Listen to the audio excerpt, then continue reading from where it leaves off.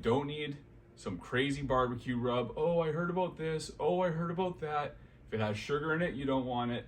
We're gonna do it on the Traeger at 225 until it hits an internal of 125. That, some people got mad on my last video that, oh, they don't have a meat thermometer, but if you're in the barbecue game, I know you have a thermometer. Take it off at 125, pan sear both sides really hot. Big thing that people make a mistake on, they don't heat up their pan enough. So it steams, or they don't dry it a little bit and it steams. You can't have that.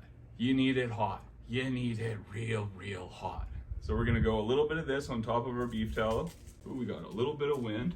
See if I can block that out.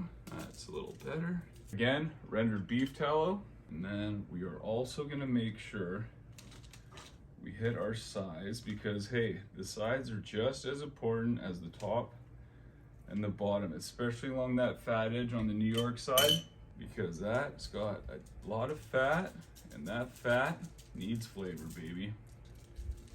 Nice even coat. And this, oh, I love this stuff. Gives the nicest look to it. Get that real good crust. That's gonna be amazing. So we're gonna let that sit on for about 5 minutes, just get super nice and tacky. And then after that, we're throwing it on the Traeger. Just gonna turn this on, get her smoking. And after that, we're gonna sear it up, and I'll show you guys everything that we're gonna do. Smoke this T-bone. Hear that start to sizzle with our T-bone.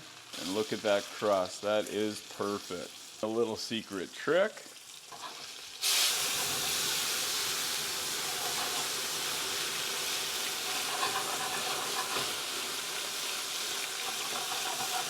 Here, this thing is